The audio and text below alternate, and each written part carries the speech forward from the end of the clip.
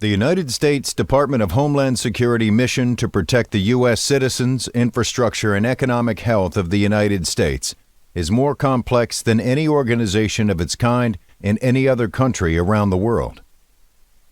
22 agencies control immigration at our nation's land and sea borders, enforce immigration and customs laws, protect critical infrastructure, provide safe air, land, and sea travel for Americans and others leaving or entering the United States, ensure that cargo entering the United States is safe, patrols America's coastal waters, protects the President, and more.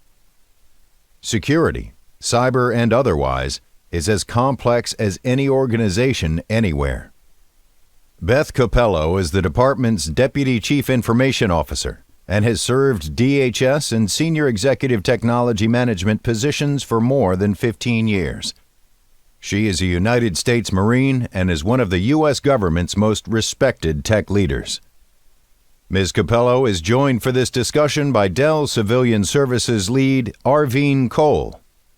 In addition to Dell, Ms. Cole's technology pedigree includes senior management and sales positions with such tech giants as Microsoft and Accenture.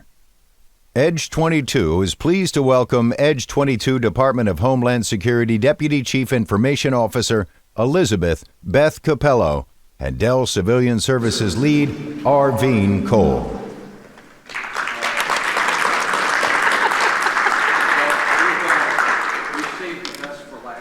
We've got two powerful women in IT, and we're going to hear their story here. So thank you both for being here. And there we have it. Let's go. Thank you, Barry. And nothing like being between the end of the day and drinks. So we're not going to keep you guys too long before cocktail hour. But thank you. This has been such a wonderful day, very enlightening, very nice to see the collaborative spirit of partners and government come together to deliver mission outcomes. And what a way to end the day, but with Beth, who is absolutely the evolution of bringing about culture change, being on the front lines herself. There's so much respect that comes for somebody like her, because ever since I started coming and working with her and the rest of the DHS, I've seen how often she is right on the front lines with the mission and trying to really make sense of what they're encountering in real time. And as we come to the end of the day, we talk a lot about technology. I come representing a technology firm myself, but one of the things that's really important and has been hinted on a couple different times in different sessions, and I thought it was phenomenal that happened, is we talked about people. People is not just talent acquisition. People is the culture that we have savored, inherited, and created over legacy years and decades together. And as we encounter evolving threat landscape and new evolution in technology, how does that bring about change with an organization like a mission like Department of Homeland Security? And Beth, we just like to get your perspective on that.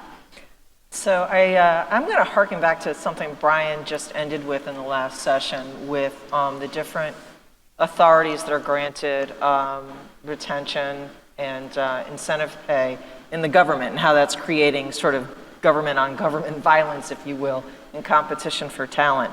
And I agree with him, okay? And in full disclosure, DHS is the beneficiary of one of those authorities with the cyber talent management system. But yet we're still struggling for talent. I would go at a much more fundamental level. In my opinion, the lack of STEM development here in the United States is a national security failure. And if we don't start addressing that at the elementary school level, we are going to continue to struggle with competition from China, from our other adversaries, because we don't have the in-house talent. It's not so much the competition between government agencies and intergovernmental competition or private-public competition. We simply don't have enough talent in the United States, and we are not hitting, in my opinion. I mean, if I look around this room and count the number of female professionals who are in this room right now, sure, it's not 51%, and in fact, we're 51% of the population. We're missing out on a great deal of talent if we are not, I say, fishing from all of the pools. And so I think there's sort of a general shift that we need to make starting much younger, and making sure that we are hitting the widest swath of talent pool available, because it's a national security imperative. It's what we must do to serve ourselves. And something we just recently started at DHS in my office is a cybersecurity internship program. Everybody's got internship programs, so what's different about this one? We broadened it to the entire United States. Typically, we do these things and your interns come into DC, right, and I'm competing against every private sector, government, or company in the DC metro area and their internship programs, and every other government agency and their internship programs. So this time around, we decided to go out to the entirety of the United States, and the response was phenomenal. And we're trying to hit areas that are somewhat underserved, or and generate interest in DHS, and hopefully by extension generate interest in the entirety of the federal government, because as we do for DHS, we want to see that proliferate across the government. But we have to do that with intent. I mean, it's not just go and get somebody who just graduated from college. I want to start that interest generation down in the high school level, and sort of begin to grow our workforce, and again, be able to share that across the federal government, because I think we get better as we share best practices from government agency to government agency and government agency to private sector and then back again. Certainly. And I have to do a plug for CISA. Where's my buddy Bob at? He's got 1,000 vacancies over there. Whoa. And that might be a little exaggeration, but not much. So we're hiring. If anybody is interested in public service, please come talk to us. My daughter will be ready in a few years. No, it's no kidding. Let me say this, right? The emphasis on STEM programs, having kids of our own, is very heavy right now. However, I love the program that you're talking about, because the acquisition of that talent from there to industry versus government, that I think has been a slight disconnect in the past, but with programs like this, I'm sure we'll be attracting that talent, and that youth is very hungry to bring about change globally from the standard of representing the United States of America. There's a hunger in there, right? I talk to a lot of school students. I mentor a lot of young women that are joining the cloud providers or high-tech companies.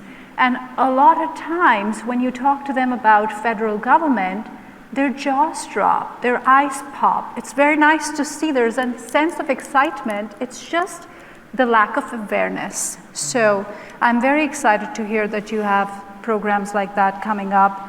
But there is also COVID. We can't let that go just by the by-side. It's really important to see from a culture change standpoint, keeping threat, security, productivity at the center and the focal point. How has working from home productivity evolved within the past couple of years as people are hoteling more and working from home? So I love telling this story. I started at DHS headquarters in September 2019, so right before all the fun started. And we're pretty big, and I mentioned earlier I run the network too. So we went from averaging, 10,000 remote workers on any given day of the week to 70,000 overnight, right? So my first objective is keep the network up, don't let everything fall over. And then ensuring that folks had access to the appropriate resources, right? I think Department of Homeland Security is probably like a lot of places where you could only get to certain resources if you were in the office, if you were in that physical location. And then all of a sudden, that's not an option. And so, so that was a shift. I think the other shift that I really appreciate that I think has taken a hold and has had longer term, greater impact is that a lot of our managers and supervisors who were incredibly uncomfortable with the idea of telework, even though GSA has been pushing telework for years, there was a little bit of, I think, cultural bias against the idea of working remotely. If I can't see you or talk to you, then maybe I can't supervise you appropriately. That wasn't just for the Department of Homeland Security. I think that was a norm across the industry as well. What have we learned, right? It is possible to manage a remote workforce. It is possible to maintain productivity in this remote posture. I mean, we still managed to do a bunch of things, even though we were in the remote work posture. We closed a data center, awarded a couple of really big contracts. We had this thing with Afghanistan. We had this thing with Ukraine refugees. We've had this thing down at the border. And I'm being a little snarky here, but in the context of the mission, right? The mission didn't stop just because a chunk of our workforce is working from some other geography. And in fact, in a lot of ways over the last 18 to 24 months, our mission has expanded and continues to escalate. So those adjustments, those flexibilities, I think what we're gonna see over time as an outcome of this is this was a really good lesson in how to be flexible and continues today, right? Yeah. Because it hasn't, not everything is what is that, back to normal, back to the new normal? I hate that phrase, new normal, because there is no normal, right? I mean, if we've learned anything, it's any given day of the week, everything can shift. To accept change as the only constant, for sure. And I think it has also taught not just the DHS or the government agencies or DOD or anywhere else, but industry. It has taught us to truly transform. You know, when we talked about transformation previously, we loved to scale it out to like 5 years out and 3 years out. We're building this transformation strategy. You know what? What this taught us is that we're very capable of transforming in 24 hours because that's what our business needs. And just like that, coming back to culture change, we're very, very capable, I think, of upskilling our workforce to, you know, some of the past presenters have talked about the lack of having the talent acquisition pool or enough of that talent acquisition pool. But listen, where we are, each of us today, we have evolved to be here.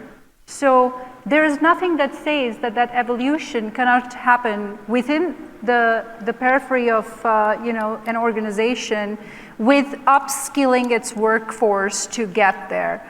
So that's another way of looking at it. I mean, that's what we're doing at Dell for sure, and that might be something that is a possible perspective for culture change. Yeah, so in the last couple of years, one of the things when I got up to DHS from an organizational perspective, and I fully agree, you know, people, you've got to start with the people. And over time, the environment at DHS had evolved into pockets, silos, fiefdoms, I don't know, whatever you want to call it.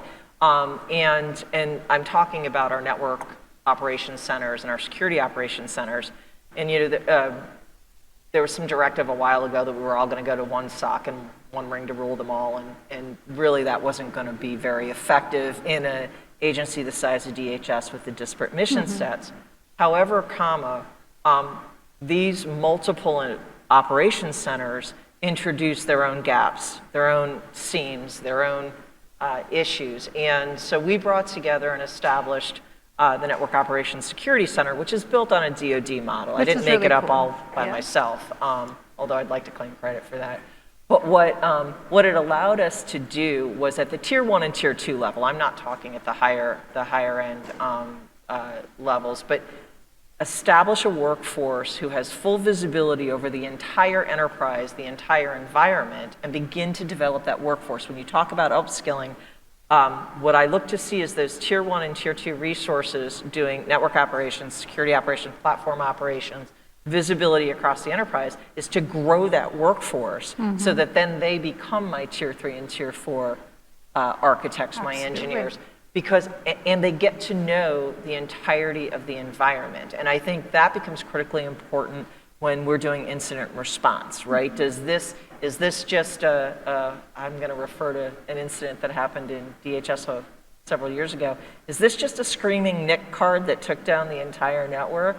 Or is this an adversary, right? And being able to really understand the environment and grow the workforce at the same time, to me, that's the best of both worlds. True, absolutely true, because you're keeping your workforce excited, right? And upskilling is one of those things that not just addresses the problem that we all have right in the moment, but also keeps our workforce motivated for what tomorrow is about to bring to us.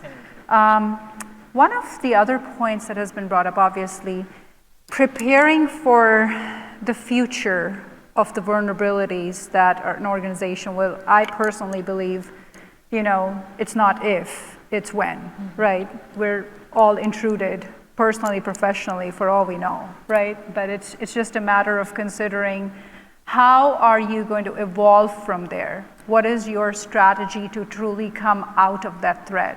Do you have a perspective on that, whether preparing your workforce, upskilling your people, or creating a process or SecOps kind of strategy?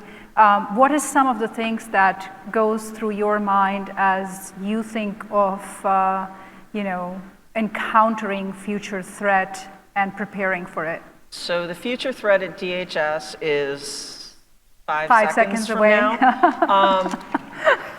And that's, again, a little tongue-in-cheek, but if you think about the missions of DHS, right? It could be in the Transportation Security Administration, in the airplane arena. It could be Customs and Border Protection down at the border.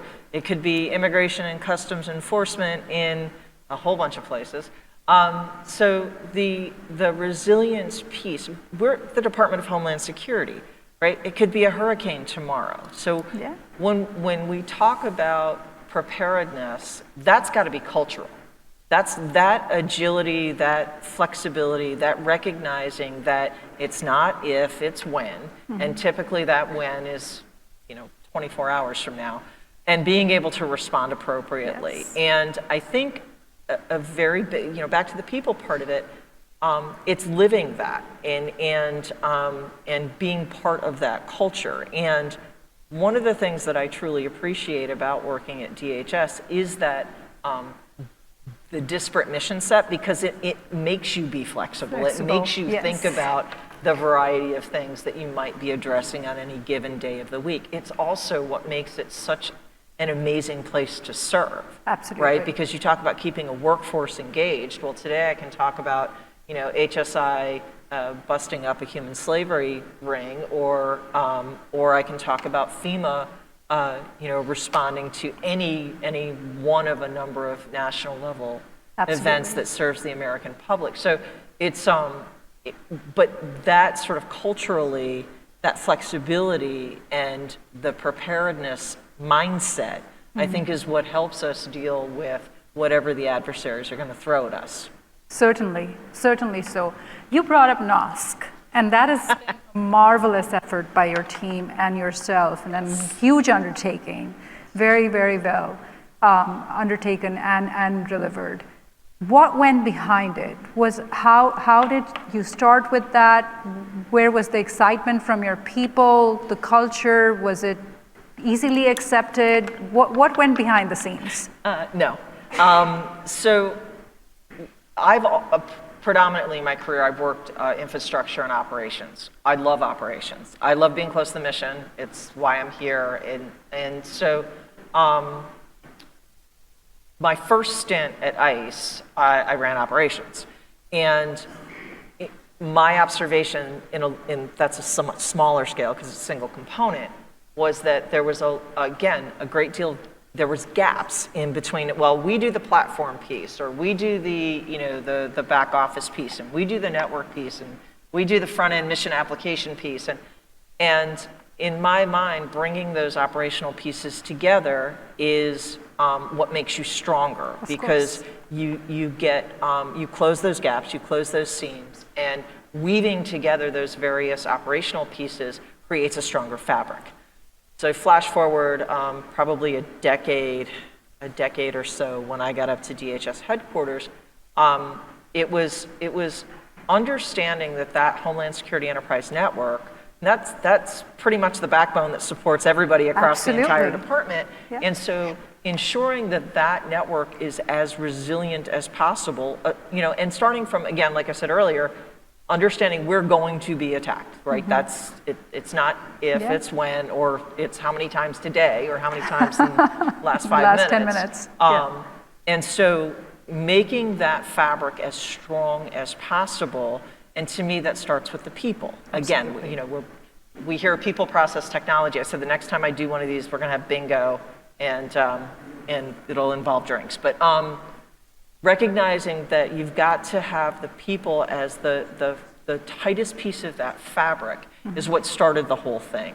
And so, no, there was a lot of hesitation. Like, what do you mean we're going to munge this all together, and the SOC's not going to be separate from the NOC? It can't be done. And it can't be done. And the NOC operations will always trump the security investigation piece, and the world's going to fall apart. And so I actually had to bring in somebody who was really focused on the organizational change management piece and getting all of the technicians comfortable with these ideas, and getting the processes. I mean, it's like all the not fun stuff, right? Documentation, training plans, governance, process. And there was also the challenge between the federal workforce and the contract workforce. Yeah. There was a lot of angst. Oh, what am I going to do? Where am I going to be? Who am I going to report to? And but I think taking a terrible situation was actually a real benefit for us, because when SolarWinds hit, the entire team had to come together, obviously, right? Of course. And so it was a great proving ground for the concept, and they responded so beautifully. And honestly, after that, it was less about, oh my goodness, what's going to happen next, to, okay, all right, we did this piece, we've got the NOC, we've got the SOC. How are we going to engage with the components so we get greater visibility into pieces of their environments that we haven't had before, and get some credibility that what we're doing works really well? What are the things we can do around transparency, right? Because, we're at headquarters. Sometimes the components maybe don't want to be as forthcoming. So if you show some credibility, the network's more stable, it's more resilient, we're more responsive, then you get some credibility with the rest of your customer set or the rest of your partner set, and they give you greater visibility. And so I'm really excited about it. I could unfortunately take up all of our time talking about some of the outcomes of this, because it's been so positive in terms of, again, weaving that fabric, making it tighter, closing those gaps, tightening up the seams. But it's organizational change, right? This is like leadership 101. Completely agree. Change management. And it is the cohesiveness, but most importantly, the NOSC is the spinal cord today, as I see it, for sure. But it is also the cohesiveness of people coming together and realizing that they can do things differently, and all hell will not break, right? And that's, I think, the self-realization that happens.